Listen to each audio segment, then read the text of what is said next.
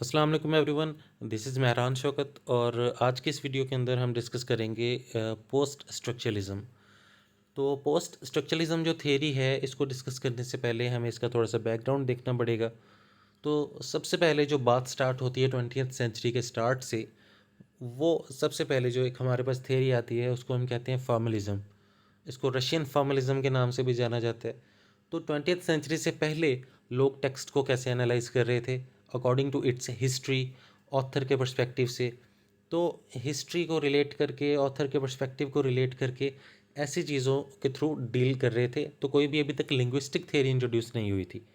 तो जैसी 20th century start होती है तो टोटली फोकस जो है वो चला गया टेक्स्ट के ऊपर, और उसी को हम लोगोसेंट्रिज्म भी कहते हैं। वो आगे जाके हम डिस्कस करते हैं।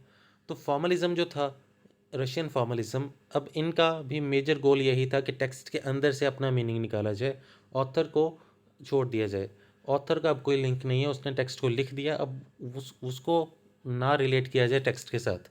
तो जितने भी हमारे पास ये लिटरेरी डिवाइसेस होते हैं, सिंबल्स हैं, आयरनीज़ हैं, एलुयंस हैं, इमेजरी या पर्सोनिफिकेशन या ऐसी कोई चीज़, इन सब को एनालाइज किया, इन सब के थ्रू एनालाइज किया जाए किसी टेक्स्ट को।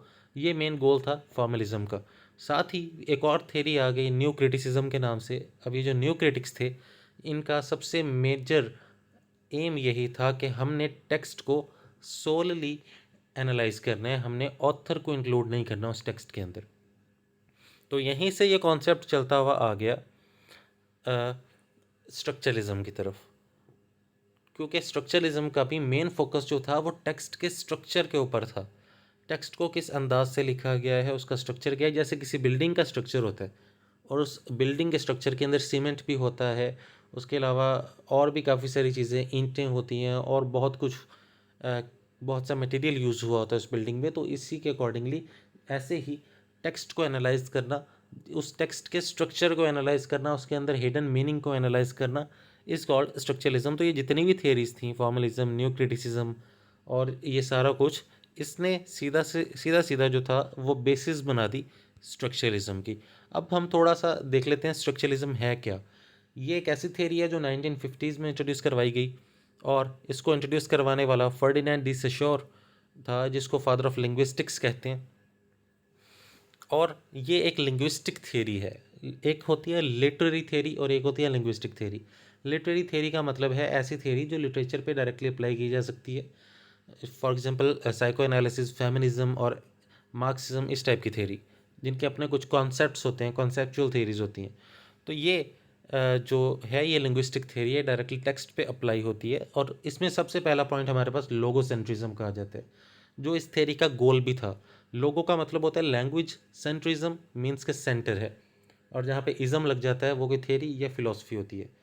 तो एक ऐसी थियरी जो कहती है कि टेक्स्ट सेंटर है, टेक्स्ट पर ही फोकस करना चाहिए हमें, अंदर से मीनिंग हासिल करने के लिए हमें किसी ऑथर या किसी हिस्ट्री पर स्ट्रेस नहीं देनी, उस पर फोकस नहीं करना।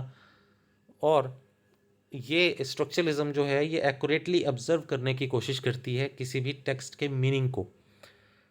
और ये सिस्टमेटिक डाटा कलेक्शन का तरीका है। सिस्टमेटिक डाटा कलेक्शन से मुराद है कि हम अपनी नॉलेज के अकॉर्डिंगली इधर उधर से चीज़ें देख कर उसी प्रॉपरली टेक्स्ट को एनालाइज करते हैं। हम कुछ भी करके सिर्फ उसी टेक्स्ट तक लिमिटेड रहेंगे, ऑथर को इंक्लूड नहीं करना। मैं बार बार इस बात पर इसीलिए स्ट्रेस कर रहा हूँ क्योंकि इस थ्योरी का मेन गोल यही है, और ये बेस करती है रीज़न पर। और अब ये कहती है कि रीडिंग जो है वो राइटिंग से ज़्यादा इम्पॉर्टेंट है। लेकिन बाद में पोस्ट स्ट्रक्चरलिज्म कहती है कि राइटिंग रीडिंग से ज़्यादा इंपॉर्टेंट है। वो कैसे है वो भी आगे जाके हम डिस्कस करेंगे। अब स्ट्रक्चरलिज्म ने दो कॉन्सेप्ट्स जो सबसे बड़े दिए, जिस पर ये पूरी स्ट्रक्चरलिज्म बेस करती थी, वो था एक बाइनरी ऑपोजिशन और दूसरा था सिग्निफायर एंड सिग्निफाइड का कॉन्सेप्ट। तो सबसे पहले उसने बाइनरी ऑपोजिशन का कॉन्सेप्ट दिया। बाइनरी ऑपोजिशन का से मुराद क्या है? दो ऐसी चीज़ें जो हमेशा ऑपोजिट्स होती हैं। फॉर एग्जांपल, दिन है तो उसका ऑपोजिट रात है, लड़का है तो उसका ऑपोजिट लड़की है। तो इसी तरीके से बाइनरी ऑपोजिशन से मुराद ये है कि अगर हमें एक चीज़ का मीनिंग नहीं आता तो हम उसके ऑपोजिट मीनिंग से बता सकते हैं उसको। यही कहती है स्ट्रक्चरिज्म कि पूरी दुनिया जो है बाइनरी ऑपोजिशंस के साथ घिरी पड़ी है। जहाँ लड़का होगा उसका ऑपोजिट हमेशा लड़की ही होगी, मेल है तो ऑपोजिट फीमेल ही होगा, उसके अलावा आसमान है तो उसका ऑपोजिट ज़मीन ही होगा।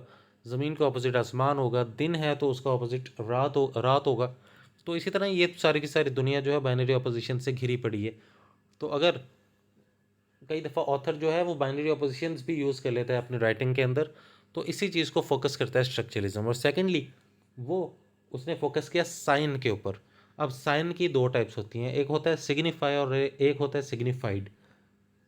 जब आप एक वर्ड बोलते हो या लिखा हुआ पढ़ते हो, फॉर एग्जाम्पल एप्पल एक वर्ड आप पढ़ते हो, अब वो जो वर्ड था, फिजिकल रिप्रेजेंटेशन जो थी वो वर्ड की रिटन फॉर्म में या स्पोकन फॉर्म में, तो वो जो वर्ड था वो कहलाता है सिग्निफायर। और उस वर्ड को सुनते ही या पढ़ते ही आपके माइंड में जो एक इमेज बन जाती है सेब की, उस इमेज को हम कहते हैं सिग्निफाइड। तो ये कहते हैं कि बाइनरी ऑपोजिशन के हर एक चीज़ का दूसरा ऑपोजिट है। दिन का ऑपोजिट सिर्फ रात है, लड़के का ऑपोजिट सिर्फ लड़की है, एक चीज़ का ऑपोजिट सिर्फ एक ही है। तो उसी के थ्रू हम एनालाइज करते हैं चीज़ों को। तो वहीं पे इन्होंने सिग्निफायर और सिग्निफाइड का कॉन्सेप्ट दिया कि एक सिग्निफायर है और उसका एक सिग्निफाइड है। हमने एक वर्ड पढ़ा एप्पल, वो वर्ड सिग्निफायर था और उससे रिलेटेड जो कॉन्सेप्ट था, उससे एसोसिएटेड जो कॉन्सेप्ट था वो सिग्निफाइड था। अब इसको किस तरीके से पोस्ट स्ट्रक्चरलिज्म रिजेक्ट करेगा वो हम आगे जाके देखते हैं।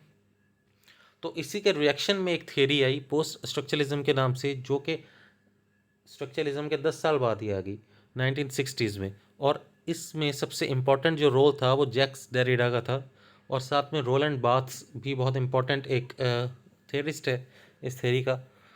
अब जो स्ट्रक्चरलिज्म थी वो तो एक प्रॉपर लिंग्विस्टिक थ्योरी थी। अब पोस्ट स्ट्रक्चरलिज्म जो है वो एक फ़िलोसॉफिकल चीज़ है, ये प्रॉपरली रिटन फॉर्म में नहीं है, ये एक आइडिया है पोस्ट स्ट्रक्चरलिज्म का, क्योंकि ये एक रिएक्शन है अगेंस्ट स्ट्रक्चरलिज्म। स्ट्रक्चरलिज्म वालों ने तो अपने पॉइंट्स दे दिए, पोस्ट स्ट्रक्चरलिज्म वालों ने सिर्फ रिएक्ट किया अगेंस्ट स्ट्रक्चरलिज्म। तो इसलिए ये एक ऑरल थ्योरी है। अब इसमें शकूक व शुबहात भी पाए जाते हैं, इसलिए इसको स्केप्टिकल कहा गया। और ये रोल अदा करती है वर्ड प्ले के अकॉर्डिंग। पोस्ट स्ट्रक्चरलिज्म कहती है कि लैंग्वेज जो है वर्ड प्ले से घिरी पड़ी है। कैसे? क्योंकि ऑथर ने, फॉर एग्जांपल शेक्सपियर ने, अगर एक वर्ड यूज़ किया आज से 400 साल पहले, तो उस 400 साल में वो वर्ड 400 साल ट्रैवल करके हम तक पहुंचा है। और हम तक पहुंचते हुए उस एक वर्ड के और भी बहुत से मीनिंग बन चुके हैं, और इवन अगर नहीं भी बने तो उस वर्ड का मीनिंग बहुत ज़्यादा चेंज हो चुका है। तो हम कैसे एनालाइज कर सकते हैं किसी सोल टेक्स्ट को, अकेले किसी टेक्स्ट को? तो ये बात की पोस्ट स्ट्रक्चरलिज्म के वर्ड हमारे साथ खेल रहे हैं, मीनिंग अपने बदल चुके हैं। और जो स्ट्रक्चरलिज्म वालों ने कहा था कि रीडिंग सबसे पहले होती है राइटिंग से, तो पोस्ट स्ट्रक्चरलिज्म वालों ने कहा कि राइटिंग रीडिंग से पहले होती है। अगर आपके सामने एक ऐसा वर्ड लिखा हुआ है बहुत डिफ़िकल्ट टाइप का, जिस तरह के जर्मन या स्पेनिश नेम्स होते हैं, वो फर्स्ट टाइम में पढ़े नहीं जाते आपसे। रशियन फॉर एग्जांपल अगर नेम्स होते हैं वो आपसे फर्स्ट टाइम पे पढ़े नहीं जाते, तो वो आप पहले देखते हो, उसको गौर करते हो लिखा क्या हुआ है, फिर आप पढ़ते हो। तो इसीलिए उसने कहा कि राइटिंग पहले है, रीडिंग पहले नहीं है। और मेन पॉइंट जहाँ पर पोस्ट स्ट्रक्चरलिज्म स्ट्रक्चरलिज्म को निगेट करती है, उनको रिजेक्ट करती है। स्ट्रक्चरलिज्म ने कहा था बाइनरी ऑपोजिशन है, एक चीज़ का एक ही ऑपोजिट है। और साइन की बात उन्होंने की थी स्ट्रक्चरलिज्म वालों ने कि एक सिग्निफायर का एक सिग्निफाइड है। यही बात पकड़ ली पोस्ट स्ट्रक्चरलिज्म ने, और उन्होंने कहा नहीं, एक सिग्निफायर का एक सिग्निफाइड नहीं होता, बहुत सारे सिग्निफाइड होते हैं। एक वर्ड को पढ़ के, फॉर एग्जांपल एक वर्ड हमारे सामने लिखा हुआ है बियर, BEAR, वो वर्ड वर्ड तो एक ही है, सिग्निफायर तो एक ही है, लेकिन उससे एसोसिएटेड कॉन्सेप्ट्स बहुत सारे आ गए हैं। एक जगह पे बियर का मतलब है रीच, एक जगह पे बियर का मतलब है बर्दाश्त करना, एक जगह पे बियर का मतलब है कैरी करना, एक जगह पे बियर का मतलब वाइन, वो शराब है। तो एक सिग्निफायर एक है, लेकिन सिग्निफाइड बहुत सारे आ गए हैं, जिसको हम चेन ऑफ सिग्निफायर्स कहते हैं। और इसी चेन ऑफ सिग्निफायर्स की वजह से असल मीनिंग लॉस्ट हो गया। यही बात करती है पोस्ट स्ट्रक्चरलिज्म के। स्ट्रक्चरलिज्म जो ने जो कॉन्सेप्ट दिया था वो सिग्निफायर सिग्निफाइड का और बाइनरी ऑपोजिशन का, वो टोटली रिजेक्टेड है, क्योंकि एक सिग्निफायर के बहुत सारे सिग्निफाइड होते हैं। और बाइनरी ऑपोजिशन का कॉन्सेप्ट उन्होंने इस तरीके से रिजेक्ट कर दिया पोस्ट स्ट्रक्चरलिज्म वालों ने। इन्होंने कहा कि फॉर एग्जांपल अगर लड़का है तो लड़के का ऑपोजिट अब तक तो लड़की ही कहते थे सब, लेकिन एक थर्ड जेंडर भी होता है। दिन है तो दिन का ऑपोजिट रात है, अब कुछ लोग ऑपोजिट दिन का शाम भी तो कहते हैं। तो अब इसी तरीके से बाइनरी ऑपोजिशंस भी सेम नहीं रही, वक्त के साथ साथ कल्चर के साथ साथ वेरी कर रही हैं। तो इसीलिए पोस्ट स्ट्रक्चरलिज्म ने कहा कि स्ट्रक्चरलिज्म की जो थ्योरी है वो प्रॉपरली वैल्यूएबल नहीं है, तो ये वर्दी नहीं है कि इसको इतना ज़्यादा एनालाइज किया जाए। उसके बाद वो डिफरेंस की बात करते हैं पोस्ट स्ट्रक्चरलिज्म वाले। अब ये डिफरेंस जो है ये दो वर्ड से मिलकर बना है, डिफर और डेफर, DIFFER और DEFFER।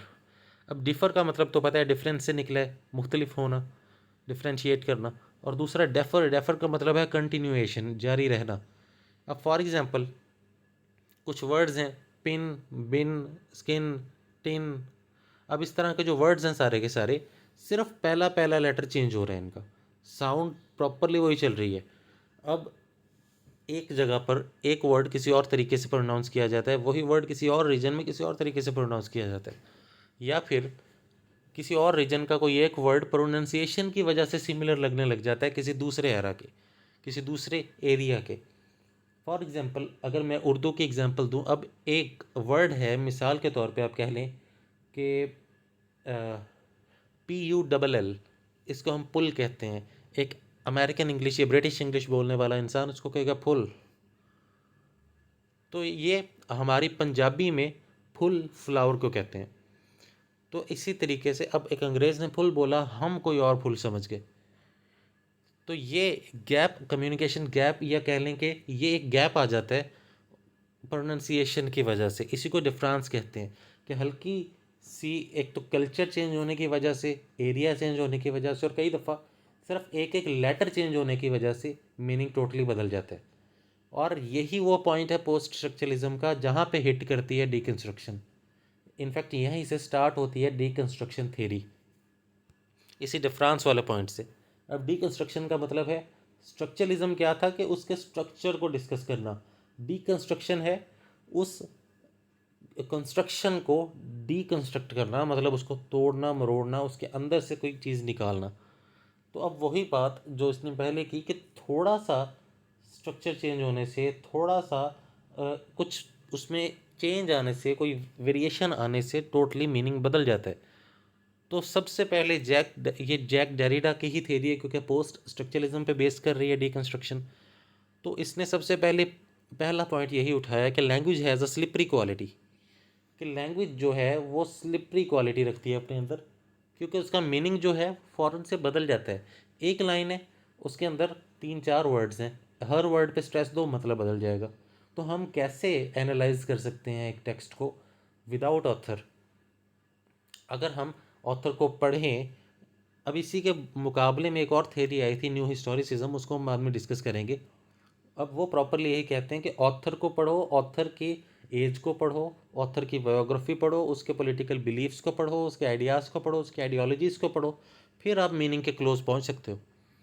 तो ये डीकंस्ट्रक्शन वाली यही बात करते हैं कि लैंग्वेज जो है इसकी स्लिपरी क्वालिटी है। अब एक लाइन है, एक वर्ड है, एक बात है छोटी सी कि रोको मत जाने दो। अब रोको मत जाने दो 4 लाइन की, 4 वर्ड्स की एक लाइन है, रोको पे स्ट्रेस देते हैं, रोको मत जाने दो। इसका मतलब है कि कोई इंसान जा रहा है, आप उसको कह रहे हो कि रोको, इसको नहीं जाने देना। अब मत पे स्ट्रेस दो, रोको मत जाने दो, अब फॉरन मीनिंग ही बदल गया पूरा, कि इसको रोको मत, इसको जाने दो। तो एक, अब बोलने में तो हमने इस पर स्ट्रेस देकर बता दी कि किस वर्ड पे स्ट्रेस है, लेकिन जब ये चीज़ हमारे सामने रिटर्न होगी तो तब हमें कैसे पता लगेगा कि किस वर्ड पर स्ट्रेस दी गई है? यही पॉइंट था डीकंस्ट्रक्शन का कि language has a slippery quality in it, कि एक वर्ड से दूसरे वर्ड पे स्ट्रेस जंप कर गई, हमने गलत वर्ड पे स्ट्रेस दे दी उसको पढ़ते हुए, तो वो गलत हो गई, यहीं पे असल मीनिंग हम तक पहुंचा ही नहीं। ये मेन एम था डीकंस्ट्रक्शन का, उनका मेन जो एजेंडा था वो यही था। अब वो कहते हैं कि language is not a reliable tool of communication, इसी बेसिस पे, इसकी स्लिपरी क्वालिटी, इसकी आर्बिट्रेरीनेस की बेसिस पे वो कहता है कि लैंग्वेज एक रिलायबल टूल ऑफ कम्युनिकेशन नहीं है। कई दफ़ा हम जब मैसेजेस करते हैं मोबाइल पे, तो मैसेजेस से हमारे एक्सप्रेशंस, हमारे जो एग्जैक्ट मीनिंग होता है वो पोर्ट्रे नहीं हो पाता, क्योंकि अगला बंदा किसी और तरीके से परसीव कर रहा है हमारे मैसेज को। हमने किसी और बात पे स्ट्रेस दी है, वो किसी और बात पे समझ रहा है, तो इसीलिए मीनिंग टोटली बदल जाता होता है। तो फॉर एग्जाम्पल ये मैंने खुद से एक एग्जाम्पल लिखी है यहाँ पे, tiger at the snake and it died. अब ये देखें, टाइगर एट द स्नेक, कि टाइगर ने सांप को खाया, एंड इट डाइड। अब इट से पता ही नहीं लग रहा कि मरा कौन है। अब हम किसी भी वर्ड पे स्ट्रेस दे के कोई भी मतलब ले सकते हैं। अब राइटर के मतलब तक तो हम नहीं पहुँचे। अगर ऑथर को हमने पढ़ा होता, उसके बारे में थोड़ा बहुत आइडिया होता, तो शायद इस बात का बैकग्राउंड हमें थोड़ा बहुत पता लग जाता। लेकिन अब यहाँ पे सिर्फ टेक्स्ट है हमारे पास, तो इस लाइन को हम कैसे एनालाइज कर सकते हैं। यही मेन एजेंडा है पोस्ट स्ट्रक्चरलिज्म का और डिकन्स्ट्रक्शन का। तो मैंने बड़े ही ब्रीफ अंदाज में इसको समझाने की कोशिश की है, तो उम्मीद है कि आपको समझ आ गई होगी। So thanks a lot.